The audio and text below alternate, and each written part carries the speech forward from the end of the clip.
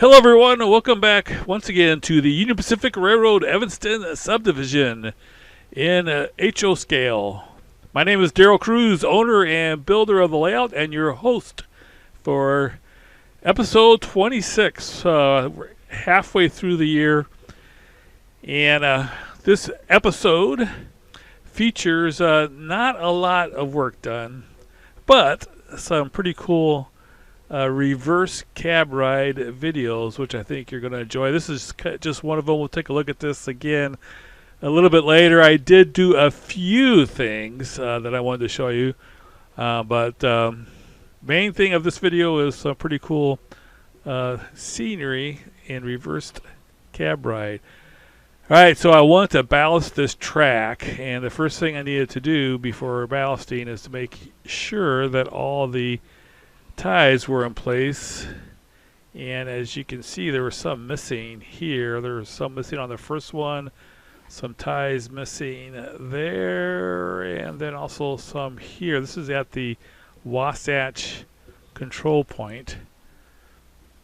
And also you can see I still need to do a little bit of painting. That I ran out of paint when I worked on this before, so a little bit more paint on some of the wood ties. Also needed to do before ballasting. There you can see the backdrops I put in last week. I did make sure that all the track was nice and straight also, and got that glued in place.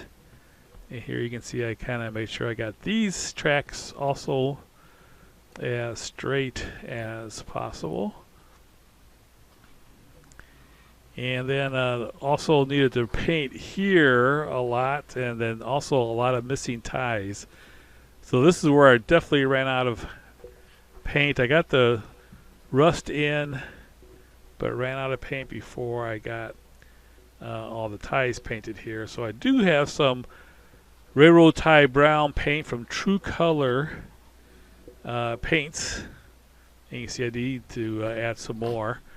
One thing I also want to do is make sure that the signals got in nice and snug. Now you can see they're definitely loose here, though.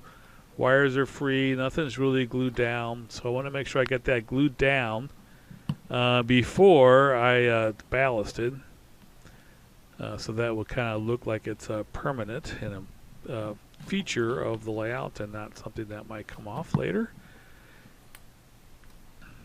And here you can see I did glue this down, so I glued the main base to the cork and then the smaller base to the base of the signal. Now what's really cool, this is by Details West, it just sets in there. So when I ballast around there, if I ever bump this, it won't break the signal, it'll just kind of fall out, and otherwise it'll be in place. Kind of an ingenious design that they did. And then you can see I did put in some ties here and there to make sure that all the ties were in place, were no blanks or missing spots. Just used a dab of white glue on each of those. So all this is in preparation for ballasting. Now I did not get to the ballasting, unfortunately. I started to paint, and I used the wrong thinner, so that was a failure. So I decided to work on this backdrop here, and I also, if you notice that bare wood, I've been wanting to put the fascia up there, but I'm kind of waiting to see that the backdrop gets done. I used water for the True Color. I was thinking that they were a water-based acrylic, but they're not. They're I'm not sure what they are, but that's some kind of an acetone MEK thinner type of deal. So I had to order some thinner. I added water to one of them, and it was just globs of stuff. It was a total failure. Messed up my airbrush a little bit, but I got it all cleaned up. Here again, you can see everything's nice and straight. So anyway, I'm hopefully going to get that thinner in a couple days and be able to go ahead and paint this and get this ballasted. So my goal right now is to get all of this ballasted. And as you can see, I have trimmed off the ties also. I did get that done. So that looks good. So it's all ready to go to paint the rest of the track where I ran out of paint, and then do some ballasting. And as you can see, I did do the backdrop, so all of there's no plaster showing on the backdrop. I put some trees and some foliage in there. Now I noticed when I was doing the videotaping that if you get down a trackside, there's a little white space there. Not sure what I'm going to do about that. I have to kind of maybe see if I can put something back there. Now when you're standing at trackside, you can't see it unless you're way shorter than me. I did put another little backdrop picture in there and some more foliage. So right now all of this here looks pretty good. I also ordered some trees from Scenic Express. I'm going to be adding some trees in the foreground so that the trees along the backdrop don't look out of place. It's a little bit more balanced with trees in the foreground. The trees in the foreground are going to be a little bit bigger, which should add some depth of field, some depth to the scene, and so all those things to look forward to. One thing I did do is kind of play with my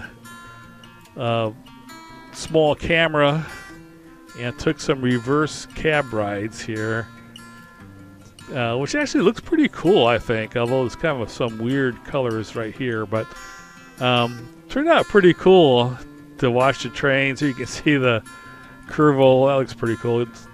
No, I haven't put in sleeves yet for the tunnels,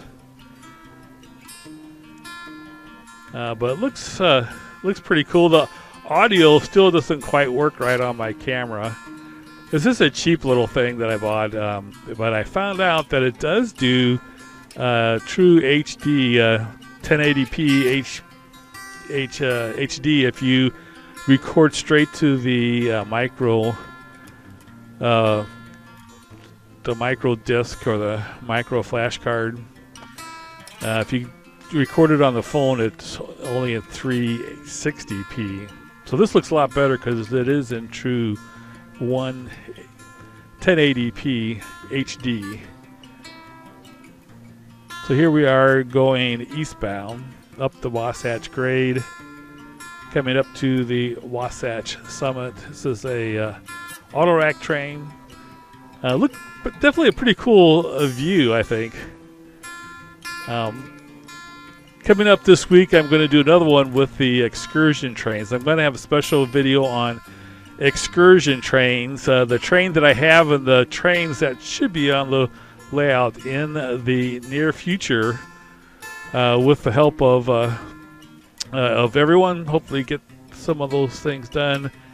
So look forward to that coming up. This is a pretty cool view of the auto rack train heading westward. Excuse me, that was eastward. Now we're heading westward. We're coming from Evanston towards the UTLX repair facility. Need to do a little bit of straightening of track there. But here we're coming in the other direction now. Definitely looking forward to putting some buildings and ballasting at UTLX, so that looks more like a industrial area and not a still, scenic green area. I was surprised by that looks pretty cool with the train going by. I was surprised how realistic the backdrops, the photo backdrops look at this cab view. As we pass up a stack train, this is a manifest train, a SD70M, and a Norfolk Southern SD70, XUP SD70.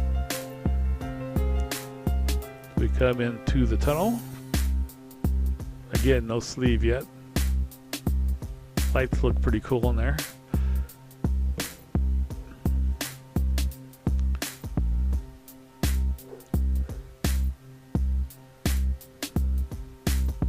And here we come across the Curvo Bridge. Now somehow the focus got a little off coming through that tunnel. But again, the backdrops fit right in at this low angle. Looks pretty cool, I think. So I did get a lot done, not a lot of progress. I did get a lot of fun playing time in. I played with the trains and ran trains. That was my biggest issue.